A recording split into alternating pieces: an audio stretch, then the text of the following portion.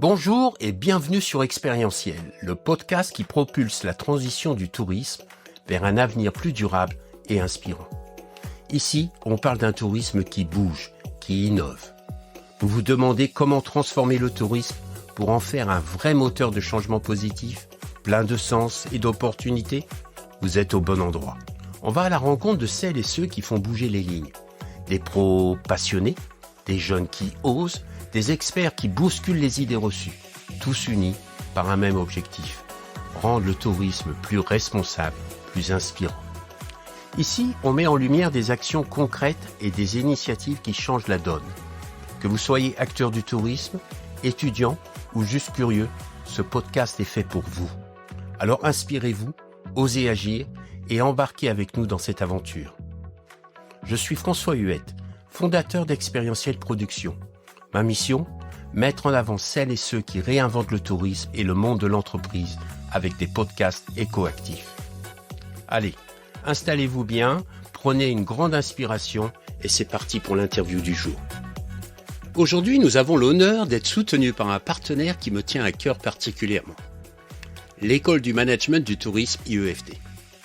J'ai le privilège d'y enseigner et d'accompagner ces jeunes talents sur le chemin de leur réussite professionnelle et je vous avoue, y prendre beaucoup de plaisir.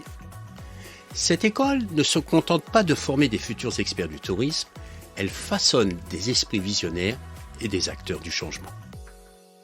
À l'IEFT, l'apprentissage va bien au-delà des compétences. On y cultive des valeurs humaines essentielles, l'éthique, la coopération et l'esprit critique. Les étudiants sont encouragés à ouvrir leur regard sur le monde, à nourrir leur curiosité et à réinventer la manière dont nous voyons le voyage. Plus qu'une simple école, l'IEFT est une véritable communauté, un lieu où les pionniers d'un tourisme plus responsable et engagé prennent vie. C'est ici que se dessine l'avenir du voyage.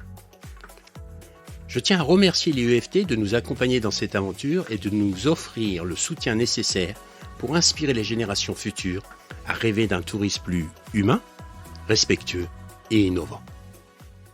Bonjour, je suis Tivani, donc une étudiante de l'IEFT et aujourd'hui je suis au micro de Expérientiel afin d'interviewer monsieur Lionel Flasser. Bonjour. Et pour se joindre à cette interview, il y a aussi Cyril qui va pouvoir nous apporter son regard. Bonjour, donc effectivement, je m'appelle Cyril Blanchet, je suis responsable national des programmes à l'IEFT. Et donc l'objectif, c'est de comprendre un petit peu aussi les évolutions du secteur et quel impact ça peut avoir soit sur vos formations, soit aussi évidemment sur l'avenir et l'évolution des métiers du secteur. Est-ce que vous Bonjour. pouvez vous présenter, s'il vous plaît? Oui, je suis Lionel Flasser, donc j'ai une double casquette. J'ai une première casquette qui est de diriger une agence de marketing territorial, c'est-à-dire une agence qui fait la promotion d'un territoire, en l'occurrence Aix-Marseille-Provence. Et puis j'ai une deuxième casquette qui est de présider bénévolement un fonds de dotation qui est unique en son genre, qui s'appelle Essentiem, dont la vocation est de mettre en œuvre, de financer, de mettre en œuvre des programmes d'intérêt général dans le tourisme pour accompagner sa transition. Je rebondis sur Essentiem. Est-ce que cette association soutient-elle des initiatives pour attirer justement les jeunes dans les métiers du tourisme durable? Et si oui, lesquelles? Alors, c'est pas sa vocation première, hein. La vocation première, déjà, techniquement, c'est un fonds de dotation. Un fonds de dotation, c'est une mini-fondation. C'est un objectif qui est c'est un véhicule qui est très particulier. Il est unique dans le secteur, dans la filière du tourisme. Ça ne veut pas dire qu'il n'existe pas de fonds de dotation ou pas de fondation. Des grands acteurs comme Club Med ont leur propre fondation. Par contre, ce qui est unique, c'est de faire en sorte qu'une filière décide, entre guillemets, par notre intermédiaire, de se doter d'un outil qui va être utile à des tas d'acteurs, que ce soit des acteurs territoriaux, des acteurs privés, des acteurs institutionnels. Et c'est une vraie nouveauté. Donc, on est un véhicule innovant qui est né il y a 4 ans, qui est une petite structure, qui fait beaucoup de choses, mais qui est une petite structure qui aujourd'hui comporte 4 collaborateurs, avec un conseil d'administration assez étoffé. Voilà, on trouve, je citais le Club Med, on pourrait parler de Domaine skiable de France, on pourrait parler de VVF, on pourrait parler de l'Occitanie, on a, voilà, je vais pas tous les citer, on en a 9 au total, mais en tout cas, c'est unique en son genre, et donc notre objectif est pas tant d'être en capacité de proposer des jobs notamment à des jeunes collaborateurs ou collaboratrices, mais plutôt de financer, de mener des projets d'intérêt général qui accompagnent la transition dans le tourisme et qui sont directement en lien avec non seulement la sensibilité, mais la formation que doivent avoir les jeunes qui doivent effectivement aller dans cette filière.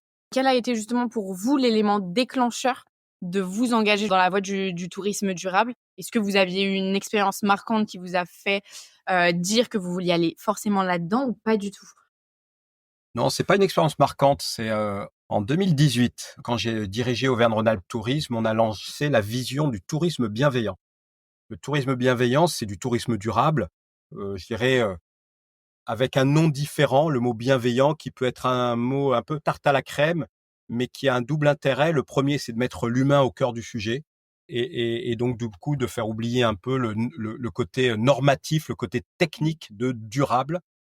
Et la deuxième chose, c'est que pour moi, il embrasse une définition plus large que le mot durable. Le mot durable, très rapidement, on fait un raccourci sur son impact, notamment environnemental. On oublie un peu l'impact social. Et donc, derrière le mot bienveillant, on voyait ces deux notions. Et donc, j'étais directeur général d'Auvergne-Rhône-Alpes Tourisme et je pressentais à la fois une opportunité, à la fois des contraintes. L'opportunité, c'est de sentir, et c'est notre job en tant que dirigeant, de sentir les signaux faibles d'un secteur, d'une activité, de se dire, tiens, là, il est en train de se dessiner quelque chose. Il y a beaucoup de débats, il y a beaucoup d'orientations, il y a des choses à faire dans ce domaine-là et notamment dans la durabilité appliquée à son secteur. Et puis les contraintes, c'est que je voyais déjà naître en 2018, donc ça fait 6 ans, une forme de tourisme bashing, tout simplement. Voilà. Là, le surtourisme d'un côté, l'impact de l'avion de l'autre, les émissions de CO2, le problème des croisiéristes.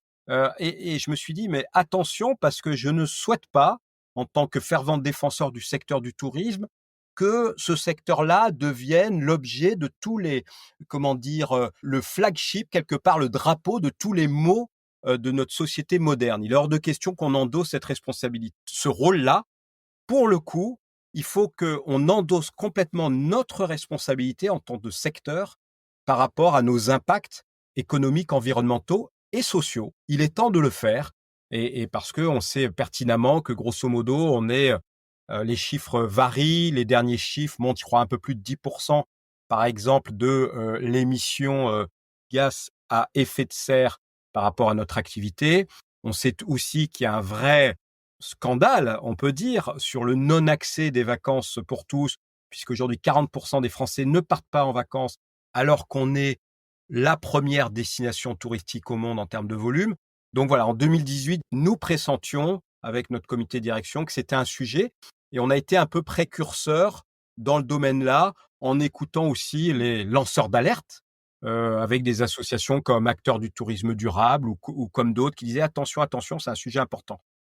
Et donc en 2018, je me suis dit, on va aller dans cette voie-là. 2, on va en faire une vision, un vrai projet d'entreprise et non pas un espèce d'artifice pour se donner bonne conscience. Et donc, pour ce faire, il fallait réaliser des choses très concrètes. La première chose que nous avons faite, nous avons écrit un manifeste, le manifeste pour le tourisme bienveillant que je pense on peut encore retrouver et à mon avis qui n'a pas pris une ride. La deuxième chose, c'était de dire, OK, on peut pas être simplement dans l'incantation, dans les discours. Je voulais pas qu'on bascule dans le rôle des donneurs de leçons, donc il faut être dans l'action. Et la meilleure façon d'être dans l'action, pour moi, une des plus emblématiques, c'est d'être désintéressé. Et le véhicule juridique qui est le plus désintéressé, c'est les fonds de dotation, c'est les fondations, parce que l'objet même de ces véhicules, c'est d'aller chercher du don de particuliers ou d'entreprises pour financer de manière désintéressée des projets d'intérêt général et notamment pour accompagner la transition dans le tourisme. Voilà, donc c'était à la fois une opportunité, un devoir d'humain, de citoyen et de professionnel, et ce risque que je voyais pour notre secteur et que je vois toujours, qui, s'il n'agit pas en pleine conscience, en pleine responsabilité, ça va devenir le bouc émissaire, je le dis, d'une société, je dirais, en recherche de repères et en recherche de combats. Et je ne souhaite pas que le tourisme soit le flagship de tous nos problèmes liés à ces problèmes de transition. Et on le vit encore aujourd'hui. Il suffit de regarder ces derniers temps, quand en saison hivernale, les sujets autour de la neige, autour du ski, autour des stations de ski, Dès qu'il y a un attroupement de personnes, tout de suite, on crie au surtourisme, etc. Et il est facile de pointer du doigt des sujets importants, mais qui sont à l'échelle du développement touristique des épiphénomènes. Mais on sait très bien que l'effet média, c'est un effet grossissant. On sait très bien que les médias, sans faire la critique, on est consommateur de médias, ça consiste aussi à avoir un effet loupe sur l'arbre qui cache la forêt. Et nous, Essentiel, c'est le message qu'on veut faire passer aux acteurs, c'est dire agissez en pleine conscience et en pleine responsabilité, investissez sur des projets d'intérêt général, accompagnez ces projets dans le tourisme durable au sens large du terme. Ça permet, un, de prendre vos responsabilités et deux, de travailler votre marque employeur. Et vous-même qui représentez la jeunesse, sans être caricatural aussi, parce que les vieux que je représente, ils se soucient aussi de l'environnement, ils ont aussi envie d'agir. Et certains jeunes n'ont pas tant envie d'agir que ça. Donc voilà, on va pas être caricatural. En tout cas, c'est un sujet qui nous obsède tous. Donc on dit, voilà, on a un véhicule qui permet d'agir concrètement. On a un véhicule qui permet à un certain nombre de sociétés de travailler leur marque employeur, de donner du sens à leur activité pour montrer que le secteur touristique, c'est pas qu'un sujet de développement économique, c'est pas qu'un sujet d'intérêt capitalistique, c'est bien plus que ça, et notamment lié à ces sujets de transition. Vous aviez justement mentionné que 40% des Français ne partent pas en vacances, donc une statistique qui alimente une certaine forme d'exclusion du coup sociale.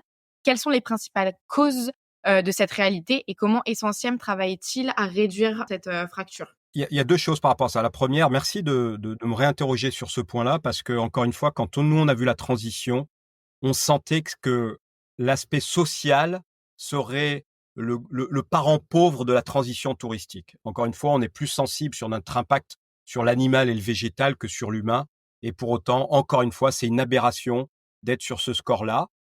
C'est un score qui évolue que très peu, voire qui s'aggrave. Le non-départ en vacances, ce taux de non-départ qui s'aggrave avec le temps, pour des raisons économiques, on va en reparler. Et c'est pas une fatalité. Le taux de départ en Allemagne, c'est 80%. En Suède, c'est 90%. Donc, on est quand même sur des pays assez proches, à la fois géographiquement, à la fois en termes de puissance économique, à la fois en termes de valeur. Et pour autant, on a un décrochage en France qui est extrêmement important. Premier point. Deuxième point, on n'est pas sur un produit superflu, parce qu'on pourrait se dire, bon, ok, prendre des vacances pour des gens qui n'ont pas les moyens, ok, faisons en sorte qu'ils puissent se loger, travailler, se vêtir, se nourrir, avoir accès aux soins, avoir accès à la formation. Et puis quand viendra le moment du tourisme, ça sera la cerise sur le gâteau. Non. L'accès aux vacances, c'est un droit. Ça, c'est la première chose. La deuxième chose, faire société, c'est aussi faire en sorte que des personnes qui travaillent, parce qu'on n'est pas en train de parler de gens qui ne peuvent pas travailler. C'est des gens qui travaillent. Le faire société, c'est aussi qu'ils puissent accès à la société de loisirs que nous avons tous construit et qui est particulièrement présente en France. Donc, notre sujet, c'est de réduire la fracture sociale par l'accès aux vacances. Les raisons, elles sont simples. C'est avant tout des raisons économiques. C'est qu'à un moment donné, quand on a du mal à joindre les deux bouts, effectivement, c'est les vacances qui sont sacrifiées. Ça, c'est le premier point. C'est les structures familiales également. C'est qu'aujourd'hui, quand on voit les bénéficiaires avec qui bénéficient justement par les associations avec lesquelles nous travaillons, c'est souvent des familles monoparentales, des femmes avec leurs enfants. Et donc, du coup, cette structure familiale en tant que telle ne favorise pas cet accès aux vacances. Et puis, c'est aussi une forme de pédagogie. Partir en vacances, ce n'est pas qu'une question de moyens, c'est aussi une question de confiance en soi. C'est bizarre de le dire, mais c'est ça. Et de pédagogie. Vous, nous, moi, on est tous, on sait exactement comment on fait. On book un hôtel, on book un train. Enfin, il n'y a pas de sujet, quoi. Mais je peux vous dire que pour bon nombre de Français, c'est un défi. Et les associations avec qui nous travaillons travaillent aussi bien sur l'accompagnement que sur les aides possibles pour pouvoir avoir accès aux vacances. Donc, j'ai fait une digression par rapport à la question, mais pour en revenir à la question, le premier facteur, il est économique. Et c'est pour ça qu'en ces temps compliqués, le taux tend à s'aggraver. Je rebondis à ce sujet, effectivement, ce qui est intéressant, et je vais faire un parallèle avec le monde de la formation.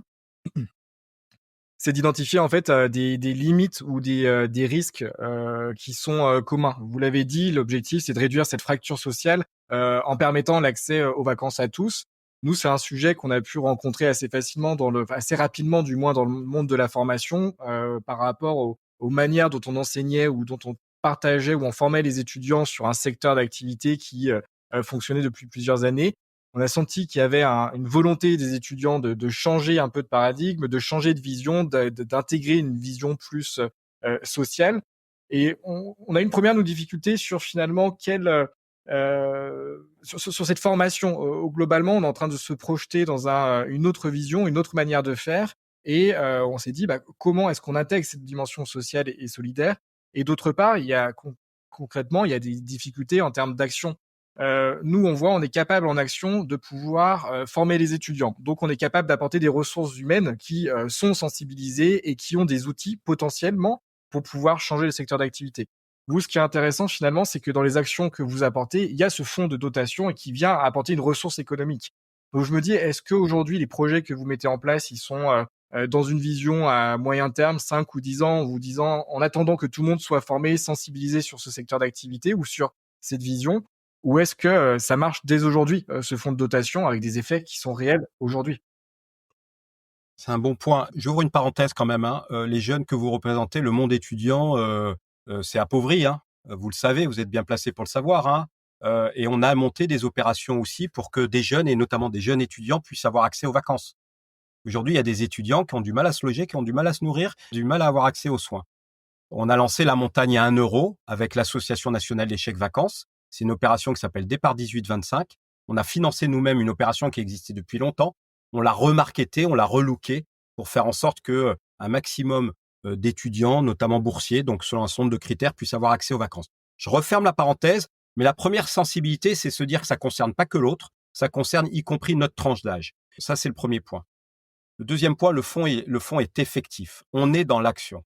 On n'est plus, nous, on est bien sûr qu'on a un espèce de plaidoyer par rapport à ce qu'on mène, par rapport à ce qu'on fait, mais il faut rester humble sur ce sujet. Ceux qui mènent véritablement les plaidoyers, c'est les acteurs avec qui nous travaillons. C'est Vacances et Familles, c'est Vacances ouvertes, c'est les apprentis d'Auteuil, c'est l'Arche. C'est eux qui véritablement mènent ce plaidoyer pour faire en sorte que les choses, y compris au niveau étatique, au niveau des lois, au niveau d'un certain nombre de configurations, puissent changer. Nous, on est dans l'action, on agit, on a plus de 680 mécènes depuis 4 ans.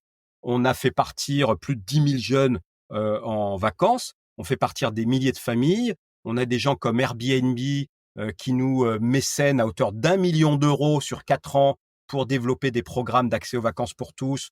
Pas plus tard qu'il y a 1 mois et demi ou 2, on était à la Plaine Saint-Denis qui, eux, sur un taux de non-départ de 60%.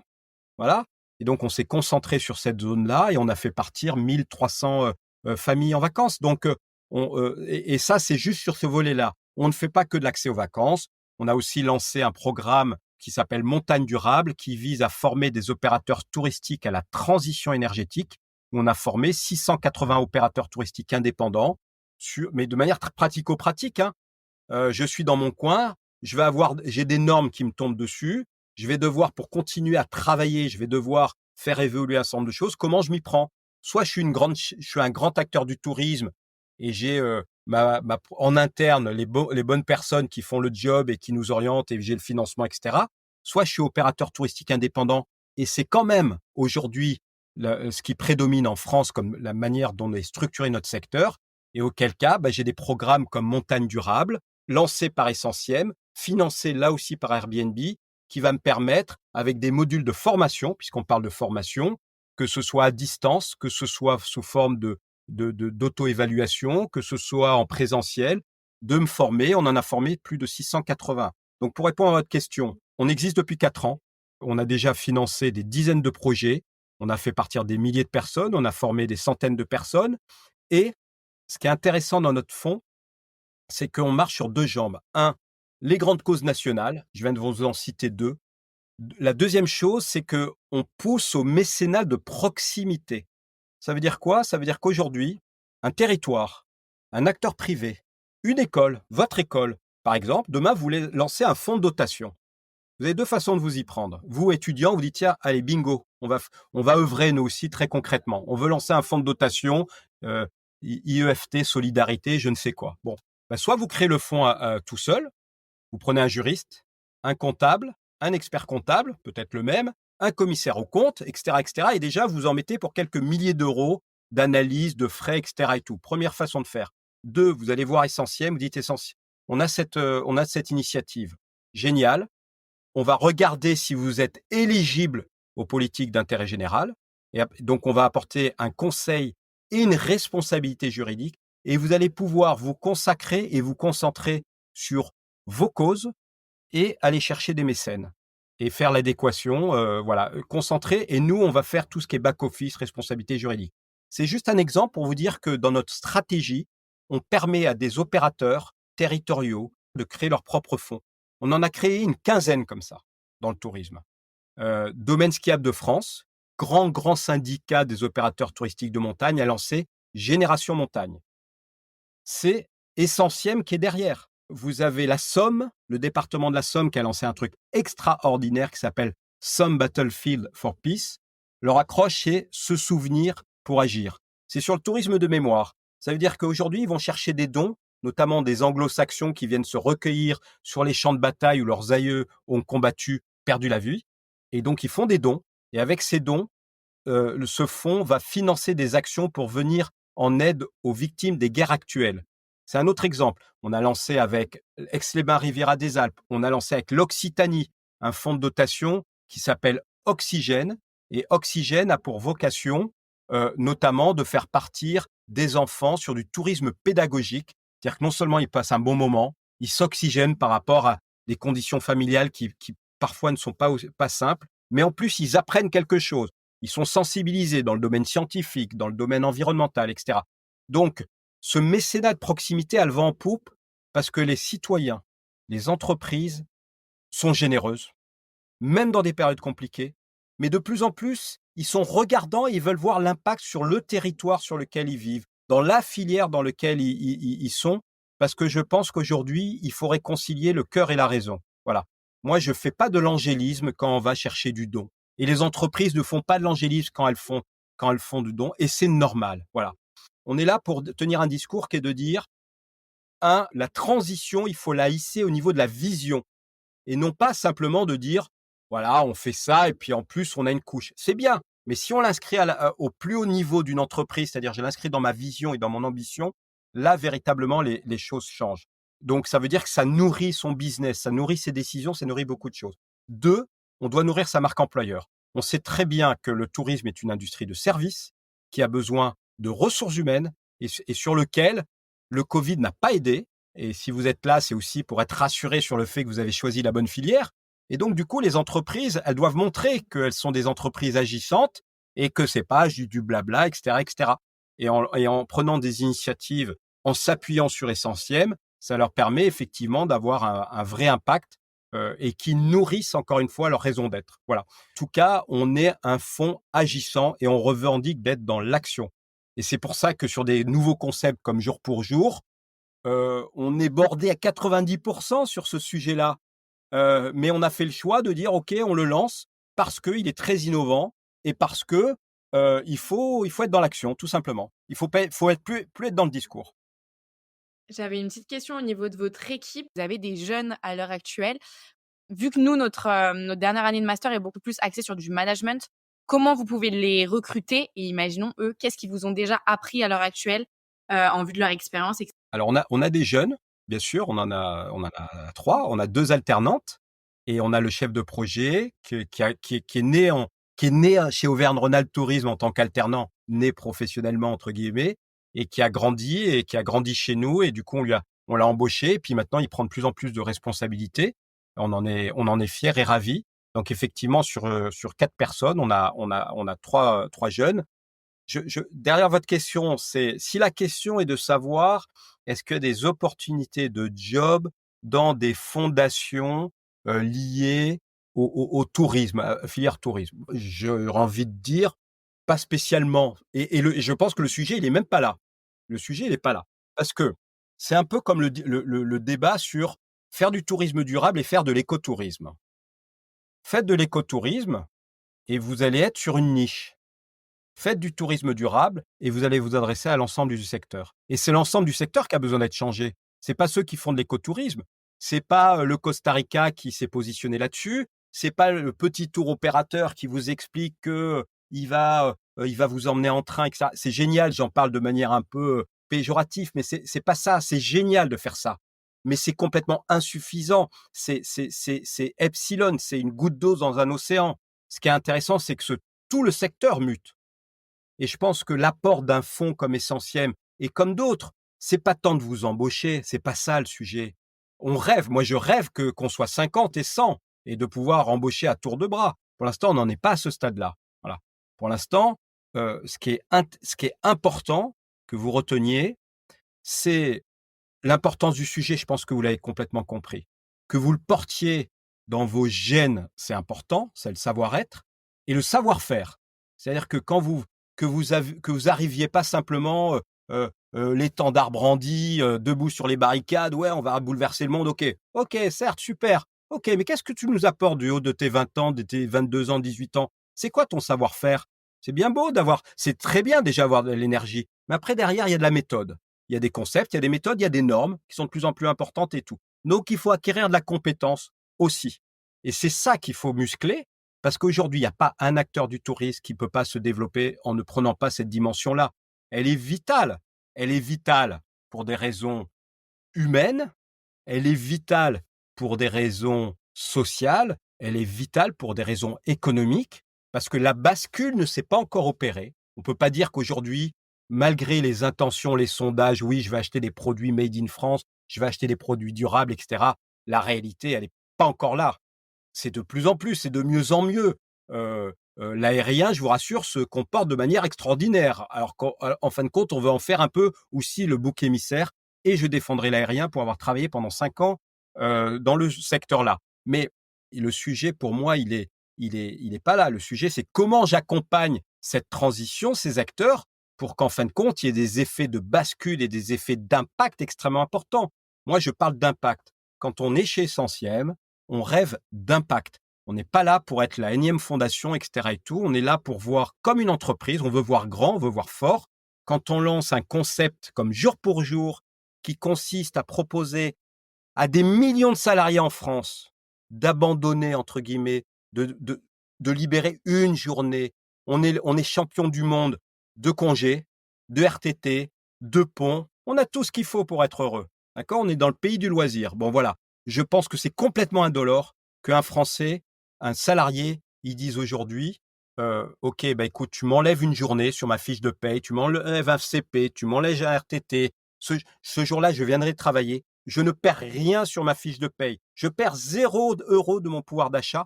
Par contre, mon entreprise, elle va prendre la valeur de ma journée et elle va le donner pour des personnes qui ne peuvent pas partir. C'est ça d'avoir de l'ambition. Et le système, il existe, ça s'appelle jour pour jour. C'est d'un côté, il y a des milliers de salariés, il y a des millions de journées de congés pas prises quand même. Hein.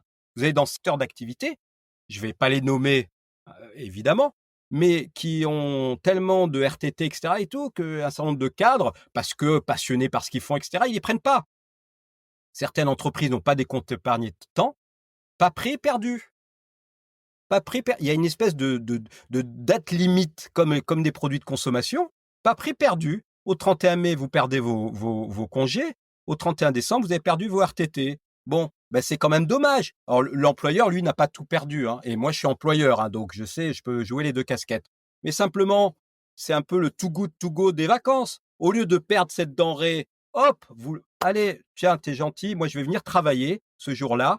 Au lieu de le perdre, tu prends cette valeur et tu la redonnes à Essentiel. Essentiel, ils vont prendre la valeur de ce don et puis ils vont travailler avec les associations que je vous ai citées, Vacances ouvertes, Vacances et familles, les apprentis d'Auteuil, l'Arche. Et puis on va savoir ce qu'en faire. Donc d'un côté, vous avez des millions, 25 millions de Français qui en ont besoin, et d'un autre côté, vous avez la ressource, des millions de journées de congé, des millions. Et c'est une ressource qui est inépuisable puisque chaque année les compteurs se remettent à zéro, etc. et tout. Donc ça peut durer longtemps dans le temps. Voilà. Donc ça, c'est avoir de l'impact sur les choses.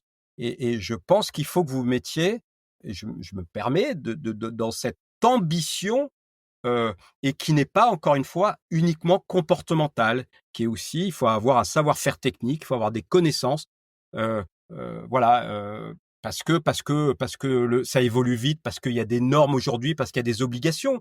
Aujourd'hui, vous avez des pans entiers, par exemple dans l'industrie de la montagne, c'est une industrie qui peut mourir du jour au lendemain.